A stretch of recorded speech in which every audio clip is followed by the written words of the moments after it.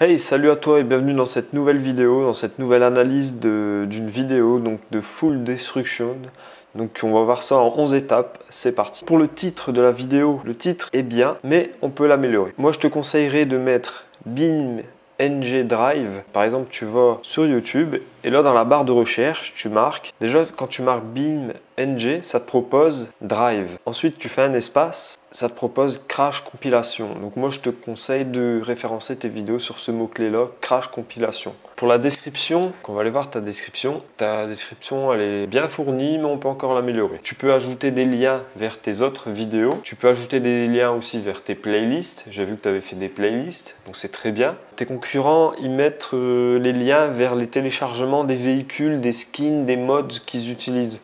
Donc toi aussi tu devrais faire ça. Ensuite, tes réseaux sociaux aussi, tu peux les ajouter dans ta description. Et après, tu as mis tes youtubeurs préférés, c'est bien. Le lien de la musique, des infos sur le jeu. Et tu peux aussi mettre un lien vers le téléchargement du jeu, par exemple. Ou alors vers comment acheter le jeu. Tu pourrais même mettre, si tu veux gagner de l'argent, un lien d'affiliation vers l'achat du jeu. Par exemple, je sais que sur une boutique comme Instant Gaming, tu peux gagner 1 euro à chaque fois que quelqu'un achète un jeu grâce à toi sur le site Instant Gaming, quoi. Voilà, c'est pas grand chose, 1 euro, mais c'est toujours ça en plus, quoi. Donc ensuite pour les tags, voilà ta liste de tags. Ça va pour les tags, t'as assuré, je trouve, pour les tags. Je te fournirai une liste de tags que j'ai pris sur ton premier concurrent sur le mot-clé BeamNG Drive Crash Compilation. Ça sera les meilleurs tags à mettre. Tu compareras par rapport à tes tags s'il y en a qui manquent dans tes tags, comme ça tu pourras les ajouter. Par contre, j'ai remarqué que tu as marqué des tags en plus que tes concurrents n'avaient pas, donc je pense que tu auras encore des meilleurs tags que eux. Comme les slow motion, tout ça, tu as mis des tags comme ça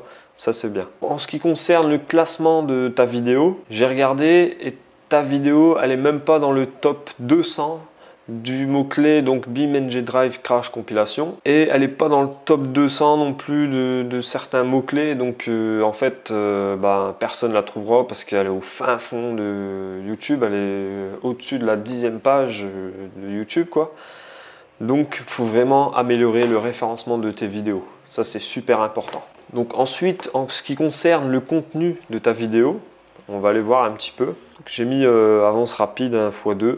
Normalement, je me prononce pas trop sur ça, hein, mais ça compte quand même pour le watch time, donc on va voir un petit peu. Ce qui est bien dans tes vidéos, c'est que tu montres l'obstacle avant et ensuite on voit la cascade, quoi. C'est super bien. Par contre, parfois, il y a, par exemple, quand tu sautes d'une falaise, je trouve que ça serait bien que tu montres la hauteur de la falaise avant que le véhicule il saute de la falaise. Comme ça, on se rend compte un peu de combien de hauteur le véhicule va sauter à l'avance, quoi. Et ça fait un peu un teaser, un mini teaser. Comme là, tu vois, tu filmes la rampe et tout, c'est vraiment pas mal. Mais il y a un moment à la fin, donc c'est ce moment là. Donc là, on voit pas avant la falaise, quoi. On le voit juste pendant le saut, mais on voit pas avant. Donc faut pas oublier de montrer l'obstacle avant la cascade, quoi. Dans les autres scènes, tu l'as fait, il n'y a que cette scène-là que tu l'as pas fait.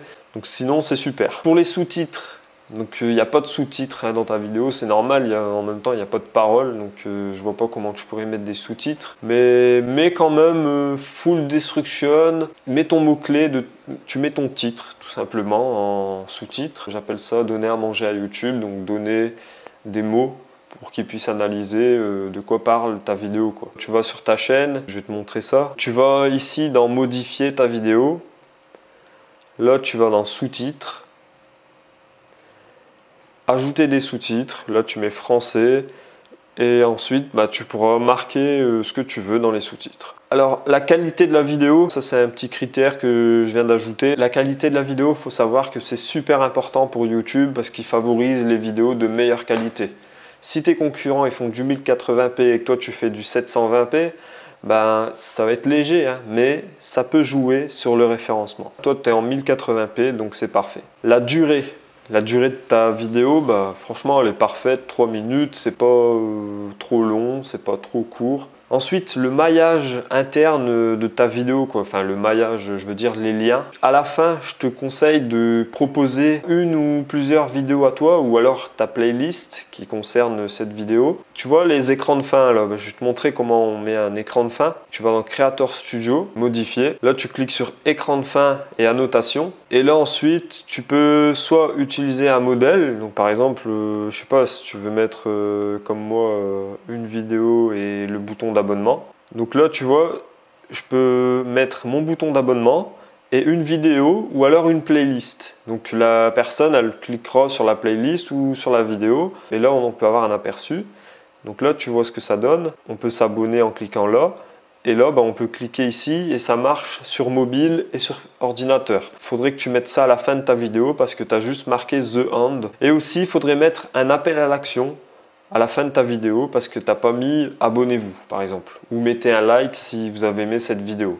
Donc ça, c'est très important. L'appel à l'action et un lien vers une autre vidéo ou vers une autre playlist. La structure de ta vidéo, je trouve que ça serait bien, par exemple, entre chaque crash, d'annoncer donc un bandeau crash 1, crash 2, pour annoncer au moins le crash. Peut-être pas un écran complet, tu vois, mais un petit bandeau en bas de la vidéo pour dire que c'est un nouveau crash. Comme ça, on le sait quoi. On le sait, on n'a pas besoin de réfléchir, ouais, est-ce que c'est un nouveau crash ou quoi. La miniature de la vidéo. J'ai remarqué que tes concurrents, ils utilisaient des miniatures où les véhicules, ils étaient en plein vol. Toi, tu as mis des flammes aussi. Ça, je trouve que c'est bien. En mettant des flammes, ça suit avec l'identité visuelle de ta chaîne YouTube. Comme là, dans ton image de couverture, tu as mis des flammes.